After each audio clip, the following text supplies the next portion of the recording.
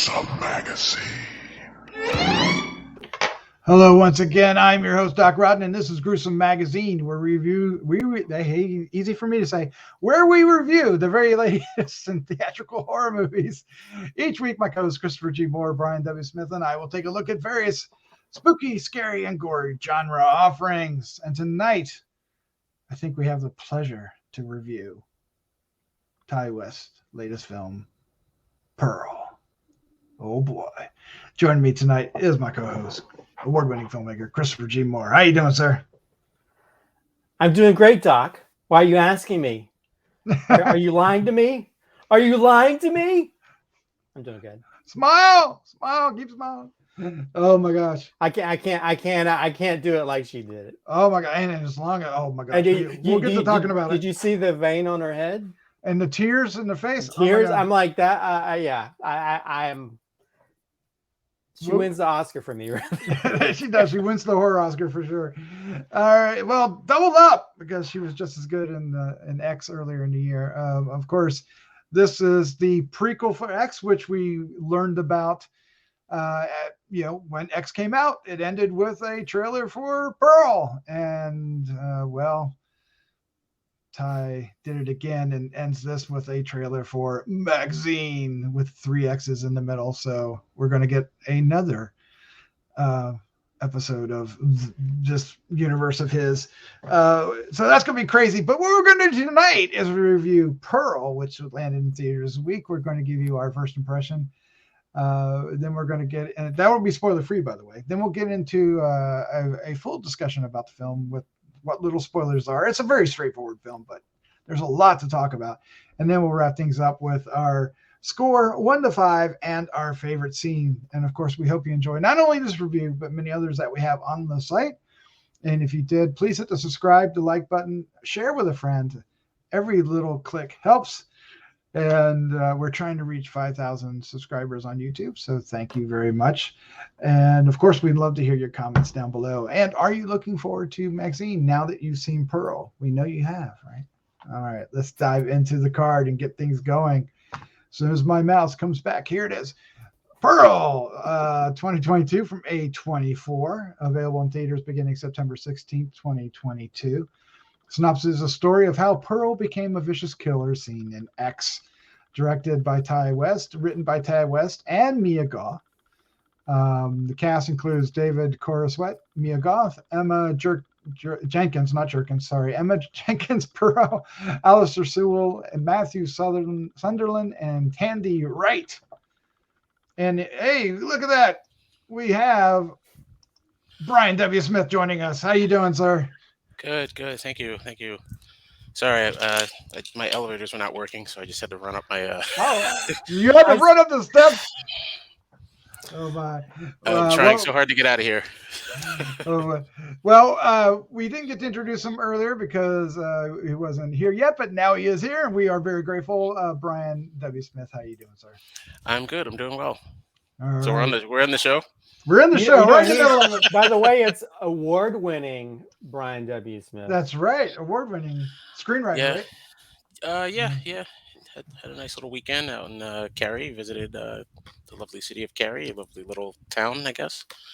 Yes. And so it was a lot of fun. Well, congratulations, hardest working man in showbiz, right here. There you go.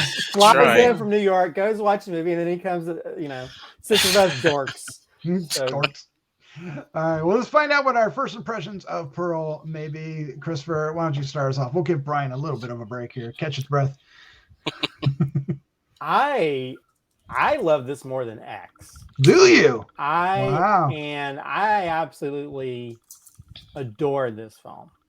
And when we talked about X, I talked about my biggest issue is just the old woman makeup. Even though I thought the performance worked well, the makeup didn't work. But this, just doing a film that's shot in this style of filmmaking from like the Technicolor age, it looks like Wizard of Oz, but has the insanity of Psycho. It combines those two so well that I just want to see more films that take chances like this and tell a horror story in a different format. And I think also this film is the foundation of this film is Mia Goth's performance. That is Yes. one Oh of my the God. best performances of the year, one of the most committed performances of the year.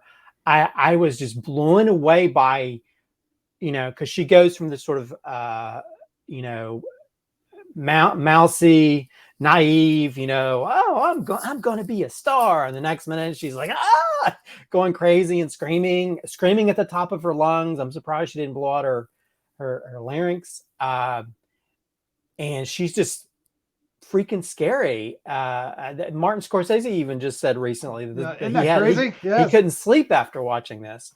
And I mean, it's not scary per se, but her performance is scary, and how she delivers it, how she shows those different sides of herself, you know. And I almost feel like, I think Phil Nobel Jr. from Fangoria actually brought up a good point. This is like the origin also of social media influencers. Oh my gosh. Almost how they get psychotic about, you know, being, you know, seen and wanting to be a star and doing anything they can do to be a star. I don't know. I thought Mia Goth was a revelation. And I mean, she was already a revelation of X, once you know the sort of like the underlying twist of that, with her playing more than one part. But in this one, she's just amazing. I mean, to talk about being a star, she's a true star in this. And I think that how it plays out, I think one of the biggest complaints I've heard from people, actually, a few people at the Alamo who'd seen it that worked there, their biggest complaint that it was too slow from them. I like the slow burn of it. I like the slowness, because that feels like that has that kind of Wizard Ozness of it, you know, where the story's playing out, and then it sort of hits its stride, you know, the last 20 minutes or so.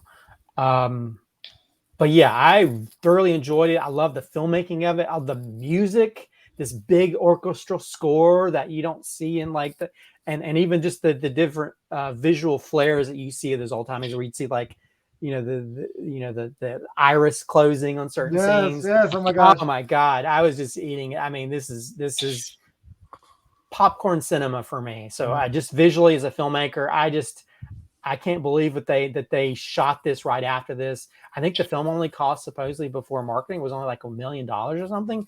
It's crazy what they were able to pull off. Yeah. You know, luckily they were shooting in the same location as X. But yeah, I loved everything about this film, and I can't stop thinking about it. I would love to make something as beautiful and as powerful, especially when there's a monologue scene that Mia Goth does that I'm just wow. It's hard. Yeah, that's a can't imagine her doing that scene. She's amazing. Blown away. And also I feel like she might be channeling a little bit of Shia LaBeouf there as well. But anyway, I loved every ounce of this film. Every ounce. Brian W. Smith. I imagine you just came from saying this, maybe even literally, like, yeah. So what is your raw first impression of Purro? I think, if anyone felt that Suspiria didn't show enough of Mia Goth or give her enough exposure, I think this is a good showcase for her. She pretty much, you know, commands the screen and plays a really unhinged. It's a very unhinged performance. There are moments where it's comically unhinged, but she commits to it that you're just sort of like, okay, all right, you know. And there were a couple of moments that had some laughs in terms of that uneasiness that she's able to evoke, you know, from this character and within, you know, amongst the other characters in the film.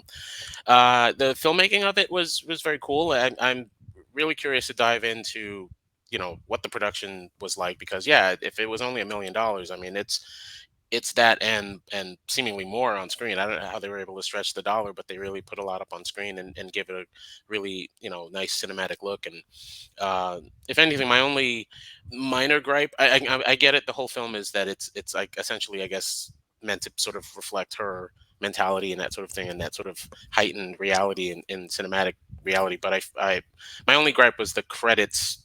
The opening credits weren't as effective as they could have been if they were going to stick to it, because I feel like, I don't know, I just, there was something stylistically about it that just didn't read true to that era in terms of what they were doing with the credits. Like, it was in the same font, and I don't know, it's just something about it. It's just a stylistic thing. It felt like a modern film doing like sort of the old style, which is what it is. But that was my only minor gripe with it, because I feel like I see a lot of films like that on the festival circuit, and they never quite get the style quite right. But that's my tiny little gripe initially. But again, I think it's all meant to be heightened, especially in that final shot, which is hilarious, which we can talk about afterwards. But Oh my god, that final shot. yeah, the final shot, yeah, was pretty funny. But yeah, it's not very scary, but it's more, on a psychological level. And she commits. I think Mia Goth really commits to the role, and eager to see what comes next. Yeah, with X. Yeah, with Maxine.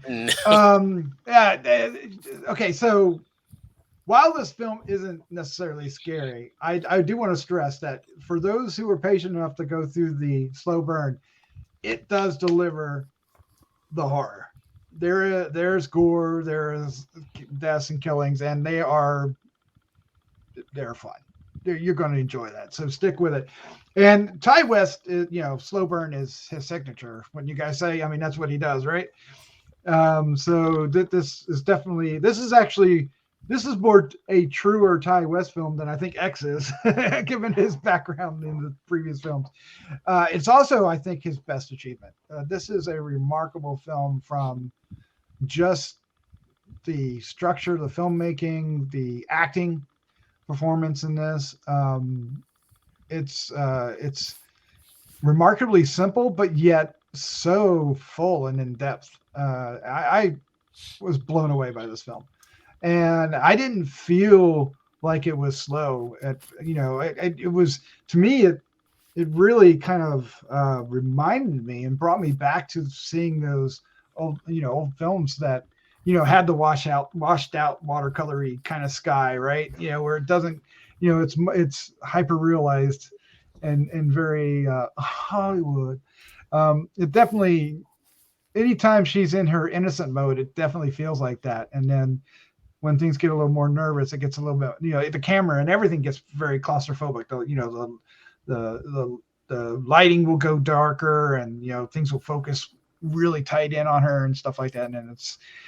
And her arc's interesting as well, because it's not the usual kind of arc you get for a character like this. And there's going to be a lot to talk about in the next 20 minutes about what happens in this film. But my initial reaction is, this is going to be in my top 10, but there are 20 other films that are also going to be in my top 10. So I don't know how that's going to happen. This year is amazing, but to get two of these films together so close, like within 6 months or at 6 months, how remarkable is that? That's not something we see very often. And to both of them be so similar but yet different. Good job, Ty. Good job, Ty West. Thank you so much for doing these films. Yeah, well, and also Mia Goth, she executive produced it and co-wrote. I don't know if she co-wrote X, but she co-wrote this one. So she had a hand in she already had a hand a little bit in the creation of the character in X, and so she had a hand in this one as well. And I think because of that, I think that helped her to embody it even more. It is, because you just get this sort of like this. You see this view of this girl who just wants to be a star, but at the same time, she's also a little bit, mentally unstable, and that instability comes to the dam breaks at some point. Oh my gosh, does it ever? As we're getting into spoilers right now, so if you haven't seen the film, we are going to spoil things. But I have a question for you guys. Because this is what I was thinking walking out. Does she out Anthony Perkins in this? Does she one up Norman Bates? I think one of the first things I posted when I saw it was like, I feel like this is the perfect sort of female companion piece to Psycho. She's definitely Norman Bates, and but I think she's allowed to sort of show. We see more of the psychotic version of her more than we see Norman Bates. I think Norman Bates probably shows that a little bit more in one of the sequels. Yep, more so, I guess. But in this one, she's coming to terms with that. But I also, you know, she's more we see a lot of this stuff behind the scenes, I guess, in Psycho. And this one we get to see sort of her switch when she switches, you know, because there's that one moment where she's like, "Are you lying?" I can tell when you're lying. And I was like, "Oh no, you better get out of there, dude." But yeah, you get to see that, you know, but also, you know, you also see that point where she also changes when she's, I mean, because of the Norman Bates thing, we have her sort of under the foot of her mom, similar to how Norman Bates was at one point. And there's that wonderfully shot confrontation with the family, with the mom, where it's thundering outside, and it's just visually, it just works so well in showing the stormy atmosphere that's happening inside the house and outside it. That just I just love that scene so much. It's just visually looks so great, you know. And I think Brian, you were talking about that. I was like, first of all, it's a period piece, which is always very hard to shoot on a very limited budget, and costuming and everything to be able to pull it off. And also, it's nice how we know how people feel back during the Spanish flu days, where people were going to the movie theater. Was fun to do too. Yeah. So there's a nice little correlation with that as well. So I guess I went a little off subject, but anyway, yeah, I think there is definitely a connection. She gets to show a whole lot more of her sort of mental illness, and also that breaking point, you know, when she has with her family, that sort of kind of causes her to go over the edge. Yep. Brian, talk a little more about Mia Goth here. What was your reaction to her performance? I thought it was, like I said, it was unhinged, and you know, there were times where she just like let it all out, and you're like, you just sort of sit back and you're like, wow, okay, she's really going for it. I really liked the woman who played the mom as well. I thought she did a really good job.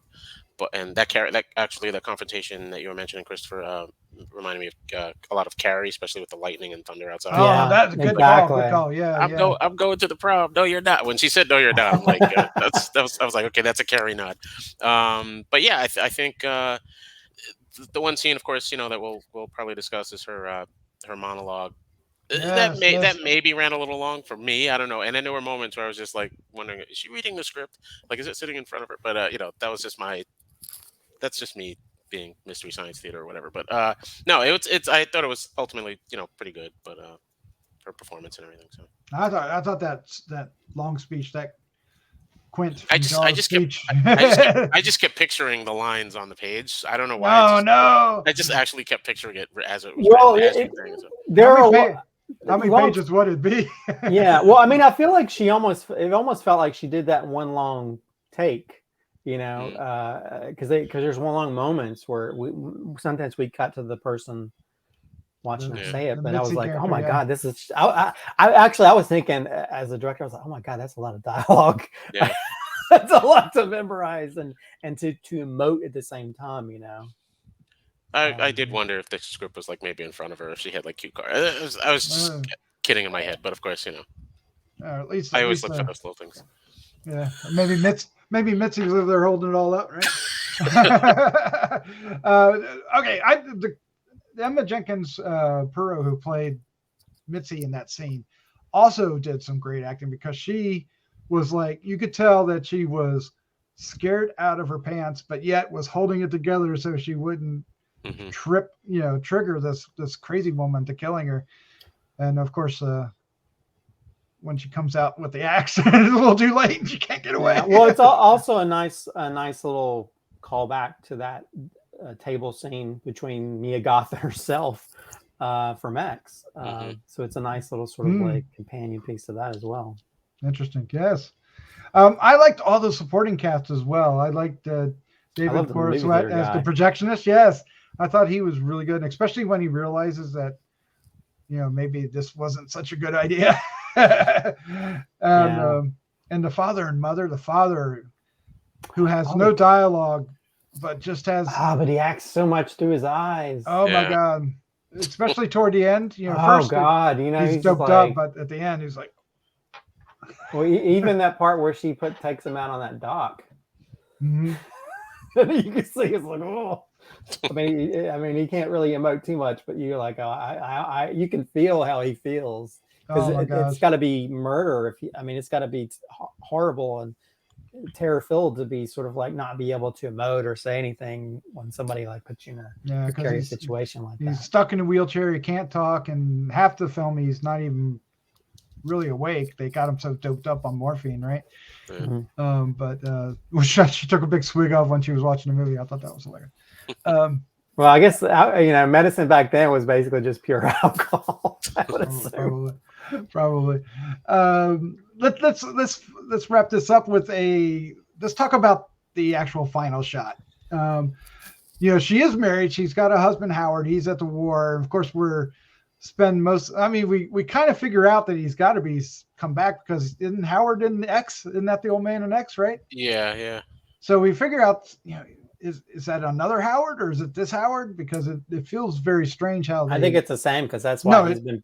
No, I think we find out it's the same at the end, but yeah. all during the film up until then, we don't know because we get these kind of red herrings with the soldiers walking down the field. Yeah.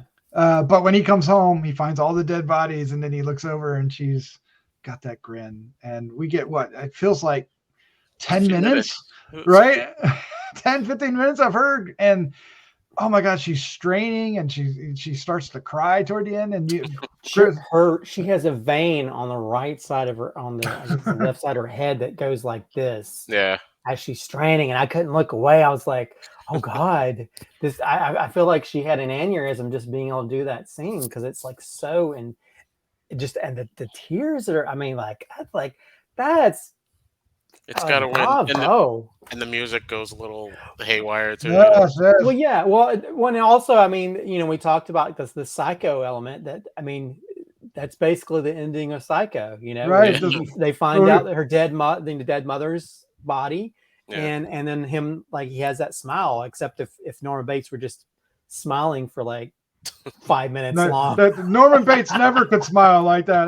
Norman Bates' smile is classic, and that's the chilling. It's a very simple smile, but also, he also dumped cars into the water like she did. Yeah.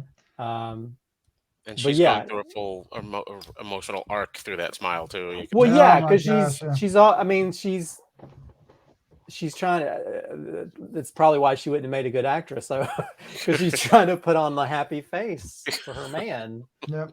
And it's she's batshit crazy too. So, it is. Her arc is tragic because she's wanting to get out of this. Not only she wants to get away from the farm, but also out of the town and everything, only to realize that there is no escape, and she succumbs to it. So it's so tragic. It's a tragedy. It's tragic, and I think I don't know about you guys, but you kind of pull for her to possibly get out. Yes. Even though she's crazy and she's going to kill people, but you feel for her because she's been stuck in this. As someone that grew up in a small town and wanted to get out of that small town and be something, I can relate to that. I felt weird because I can relate to this girl. I want to be a filmmaking star. I'm a award-winning filmmaker, and I don't know if I'm willing to go to the levels that she goes to get fame, but I kind of could relate to that. And I was like, maybe I should go to the therapist after watching this film. But I think that's the thing, that she isn't just a true monster. You can sort of relate to, because we all have times where we want to do something or be something, or we feel like we've been stuck in this situation and we're never going to be able to do what we want to do, And I think that's great when you can have a character that you can still sort of feel for, but at the same time, oh my God, what did she just do with that pitchfork? Exactly. All right, let's go ahead and wrap this up. Brian, why don't you give us wrap up our final thoughts here, and then give us a score 1 to 5 and your favorite scene. Final thoughts. Mia Goth it's a great showcase for her performance, and she's classically unhinged in all the right ways, and it does deliver on the gore if you're looking for that. in terms of like the direction, I think Ty West shows a really confident hand, and to be able to sort of dip his toes into different styles and genres as we've seen through his career, and I think he does a really good job here. My favorite scene, I'd say, is the confrontation with the mom, because I thought Mm. the performance was a really strong. It was just a really strong dynamic in this build up. You could just feel it building and building, and she commits. I do see this one probably winning like best smile at MTV Movie Awards or Oh something my God, please, yes. ridiculous. I mean, they've got to give that one to it. But yeah, and I guess what you said, 1 to 5. I'll give Yeah. it a. I'll give it a. I'll give it a. I'll give it a generous 4. Although for the filmmaking and for, I guess, somehow stretching a budget to make it look bigger than it probably was. I mean, I don't. They pulled off so much in terms of like even her audition scene. I was pretty impressed with Mhm. the staging of that, and the fireworks and all that sort of. I'm sure a lot of it was just digital, but it seemed pretty well put together. And even there was one scene at night with with the cornfield, and you see the smoke in the background, and it's like backlit with blue. It's such a simple shot, but it's a quick shot, but it's nicely put together. So I was like, okay, I was looking at the filmmaking while I was watching it. I was always sort of aware of it, but it didn't. It was pretty good. It was done pretty well. So that's Accolades, accolades. Yes. Christopher, your final thoughts, your score, your favorite scene. Who knew a horror film could have the visual grandeur of like Wizard of Oz? And Yeah. and I think this yeah, I mean, this is a definitely. I feel like this is a perfect companion piece to Psycho. I kind of just want to watch both of those back to back, do a double feature. That'd be interesting. And I think Mia Goth is I mean, she's 2 roles this year, in 2 different movies. I mean, and she's really showing her abilities as an actress. And I think this, even though I thought she did a really great job in X, I think she really excels in this film, and shows her chops, shows her ability, shows her level of commitment. She's amazing in this film. Also, that we talked about the production design. I mean, that I kind of want that red wallpaper that's in the house. No. Just everything, all the different visuals, to pull off sort of like a period pig. piece. They have like the old timey posters on the outside of the theater.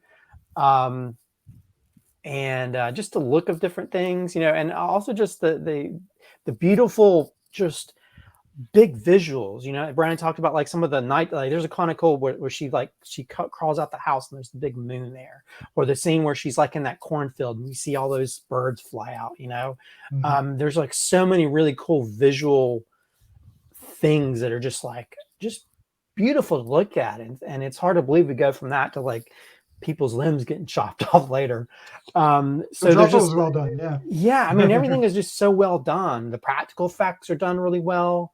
I mean, we just get the nightmarish vision of a soldier blowing up for no reason.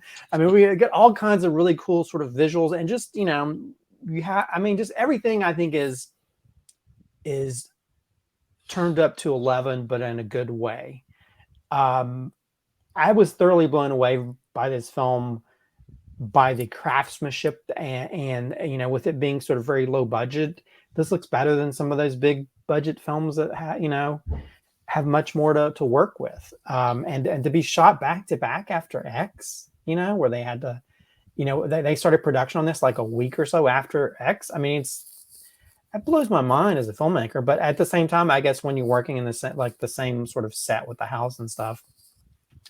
But yeah, the visual storytelling with especially that like confrontation, which Brian said. So I don't know.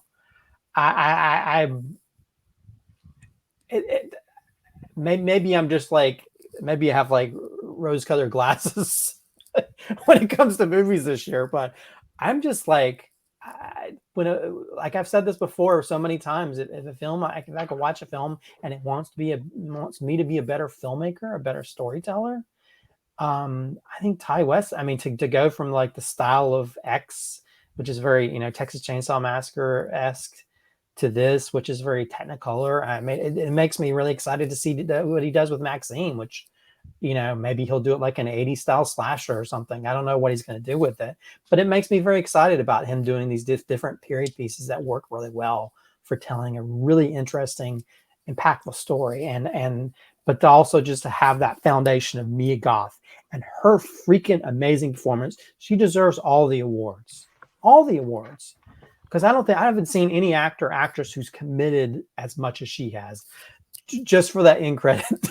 Credits. Oh God, where she's, I'm like, oh my God. I mean, I was laughing in the theater, but then I was like, I feel uncomfortable. I was like, you can stop smelling. Okay. You're gonna cause yourself to have an aneurysm if you keep doing that. Anyway, I feel like I'm throwing this out like it's candy, but it's a 5 out of 5, ladies and gentlemen. I'm going to be more restrictive of my 5s from this one. This is 2 in a row with Barbarian, but I don't know. I've had, this is one of the few years where I've just felt like, wow, this has really impacted me. Mm-hmm. And it made me kind of sad when I had people that just they talk so down about it because of the slow pacing of it, which not every film has to be like fast paced, As for favorite scene, I think Brian stole mine, but if I were to, that's okay. But there's a lot of other great scenes. I'll say, I think her confrontation with the projectionist guy in the barn, oh my God, where he catches her on her because she's like, "Oh, I put my dog in the basement." It's like, wait a minute, you just said you didn't have a dog, and she's like, "It's like we are going to go to Europe or whatever." It's like I got to go to work. He's like, I could tell when people just that psychotic break where she's screaming and stuff. It's like, oh my God. And brought back post-traumatic stress disorder for past relationships. So, so if I had to pick another scene, it'd probably be that. But there's a lot of other scenes I probably could have picked because this movie is gorgeous to look at. It is. Yeah, I would say don't get discouraged by the slow burn part of it, because it really is a character piece, and you get involved with these characters. I was not bored or felt sluggish by the pacing at all. I was engrossed the entire time, and it all hinges on Mia Goth. This is as much as I liked X, I will never forget her performance here. More so, it is remarkable, and I really think Ty West has outdone himself. I really think this is his strongest piece of work, and whoever the cinematography is on this is good too. We should look that up and see who it is. I'll let Christopher do that and tell me. I thoroughly enjoyed this. I'm going to give it a 4.75 though. I'm not going to quite commit to a 5. That's okay. I kind of want to, but I'm not. I'm going to reserve that. But my favorite scene, I'm going to choose one that's not horror, and it's just pure cinema. And we talked about how this felt like Wizard of Oz because the way it begins, and it's kind of it's not necessarily black and white, but there's no real color in the first scene because it's inside the barn with the door shut, and then when the doors open up, you get to see the house and the beautiful sky, which is very Hollywood sky. It's not natural sky. They've washed it or something. They've done something to it because it was really marvelous, and it felt Wizard of Oz, like when Dorothy goes out of the house and it goes from sepia to the full color. There's other scenes where instead of Dorothy, she's very much the Wicked Witch, right? And it's every time she's riding up bike. I love the scenes of her just riding back and forth, against the shot of the cornfield, right? Because she's always riding her bike, and it's done from from way back, a kind of establishing shot kind of mode, but then she's just like across of this cornfield, and it just looks so beautiful, and it's just so the camera's not moving and nothing's really moving but her, and that's kind of the point, right? She's moving and she's the one zipping through the story here. And I don't know why I was so impressed. There's like 5 of these shots, and other ones are from the street level where she's coming to her, like when she loses the photo and then ends up going into the cornfield, which was a great scene too. When she encounters that scarecrow, I could throw that one in here as well. But I just love those type of shots, and there's a variety of those shots. There's another one that's kind of like that with the church, right, when they're all waiting outside the church to go in, and he just does that. And he does it really well, and I appreciate it. Yeah, Elliot Rocket is the cinematographer. He was also the cinematographer on The House of the Devil and Innkeepers, which Ty West did, as well as X.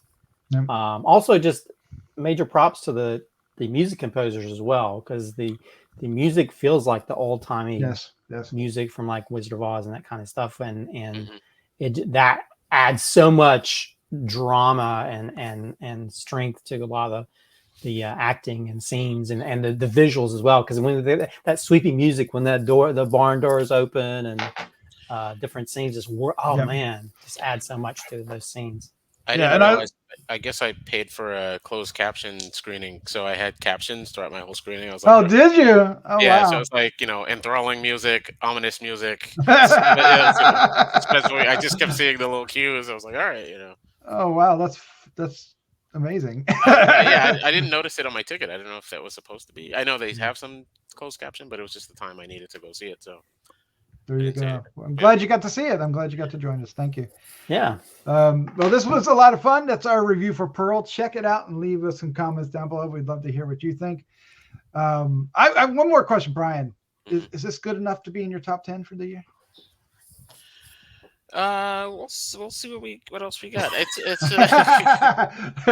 he doesn't want to say no, but he's not ready to say yes. Christopher at 5, it's obviously going to be in your top 10. Wow, I think I've given a lot of really high ratings. I know. It's like all these top 10s are going to have 5. We've got quite a few movies up ahead. Yeah, I mean there might be. I don't know. Halloween Ends might surprise us. Yeah, I'm kidding. The Monsters. You got the Monsters coming out in just 2 weeks. People are seeing it and reviewing it online. I can't wait to see it now. Like I would watch it like right now just to. I think it's just a train wreck. The Monsters or Halloween End? The Monsters. There's a lot of people saying they couldn't make it through past like 7 minutes of the Monsters. Wow. So I can't wait. We'll be doing that one in a few weeks. I can wait. All right. Christopher, Brian, thank you for joining me. This was a lot of fun. All right. Thank you. It's always fun. All right. Let's say good night. Good night. Good night. Good night.